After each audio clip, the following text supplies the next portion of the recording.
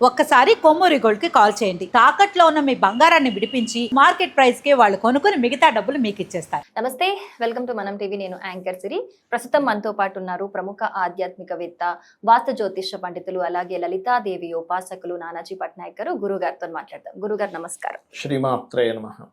గురుగారు, వృషభ రాశి వారికి అలాగే వృషభ లగ్నం వారికి అయినా సరే ఏ క్షేత్రానికి వెళ్తే వాళ్ళకి బాగుంటుంది, అండ్ పర్టికులర్ గా ఆ క్షేత్రానికి వెళ్ళి ఏదైనా పరిహారం చేసుకుంటే ఇంకా బాగుంటుంది అనేటట్టు ఏమైనా ఉందా గురుగారు? తప్పకుండా అండి.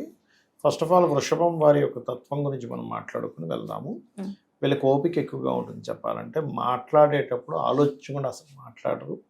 వీళ్ళకి సంతానం కలిగిన తర్వాత నుంచి వీళ్ళ లైఫ్లో ఫైనాన్షియల్ గ్రోత్ అనేది బాగా పెరుగుతుంది. అయితే వీళ్ళకి ఏంటంటే ఒక్కోసారి లగ్న సంధి పడ్డప్పుడు మేము అడిగే ప్రశ్న ఏంటంటే, వృషభ లగ్నానికి ఒక లక్షణం ఉంటుంది. గురువుల దగ్గర నుంచి, వీళ్ళ టీచర్స్ కావచ్చు, ఎవరి దగ్గర నుంచి ఇన్డెప్త్ అనాలిసిస్ ఎక్కువ కోరుకుంటారు. ఇంకా ఇన్డెప్త్, ఇంకా బాగా చెప్పాలి, ఇలా చెప్పొచ్చు, అలా చెప్పొచ్చు అని ఎక్కువ ఉంటుంది వీరికి, వృషభ లగ్నం వారికి ఎనీథింగ్. అయితే వీరికి క్షేత్రము ఎక్కువగా వెంకటేశ్వర స్వామి ఆలయాలకు వెళ్ళడం, విష్ణు ఆలయాలకు వెళ్ళడం చాలా మంచిదండి వీరికి. ఎక్కువగా వెంకటేశ్వర స్వామి, ఎందుకంటే వృషభం నుంచి 9వ స్థానం అనేది మకరం అవుతుంది. అక్కడికి వెళ్ళి అక్కడ బిల్వపత్రంతో చేయడము స్వామివారికి, లేదా తులసి దళాలతో స్వామివారికి పూజ చేయడము అనేటువంటిది మంచి ఫలితాలు ఇస్తుంది చెప్పాలంటే. ముఖ్యంగా అదేవిధంగా నేను చాలామంది చూశాను, సంతానం కలగట్లేదు చూసారా, సంతానం కలగనప్పుడు కూడా వృషభ లగ్నం వాళ్ళు కనుక వెంకటేశ్వర స్వామిని మొక్కుబడి పెట్టుకుంటే కూడా కలుగుతుంది వారికి. ప్రధానంగా చేసుకుంటూ ఉండాలి. అక్కడికి వెళ్ళి ఓం నమో నారాయణాయ అనే మంత్రం సాధన చేస్తే కూడా, కొంతమంది వారం రోజుల కోసమని, 11 రోజుల కోసమని, 3 రోజుల కోసం వెళ్తూ ఉంటారు.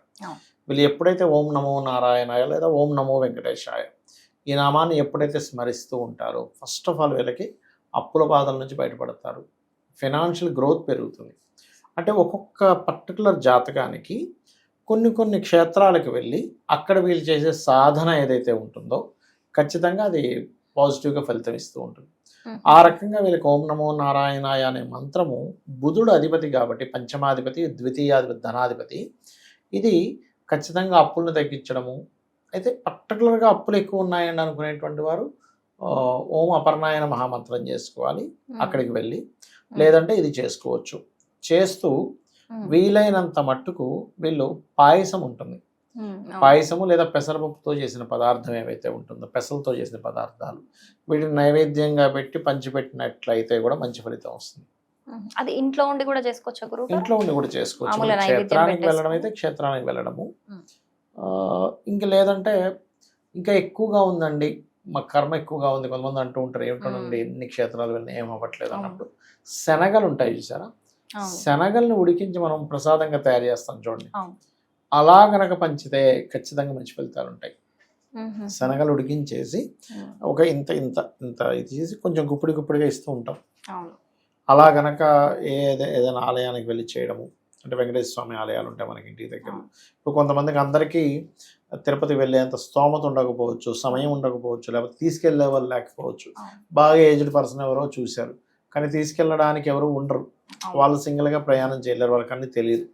అలాంటప్పుడు కనీసం వాళ్ళ ఇంటికి దగ్గరలో ఏదైనా వెంకటేశ్వర స్వామి ఆలయం ఉన్నా వెళ్ళినా కూడా మంచి ఫలితాలు ఉంటాయి.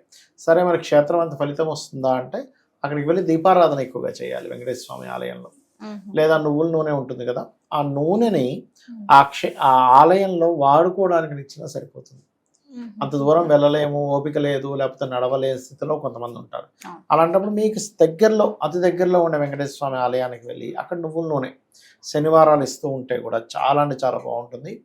ఇక్కడ పర్టికులర్గా క్షేత్రానికి వెళ్ళడం వల్ల వృషభం వారికి కలిగే ఫలితం ఏమిటంటే, కొన్నిసార్లు మనం ప్రయత్నం చేస్తూ ఉంటాం, ప్లేస్ మారాలి, అక్కడికి వెళ్ళిన తర్వాత గ్రో అవ్వాలి కెరీర్ పరంగా అనుకుంటూ ఉంటారు చూసారా.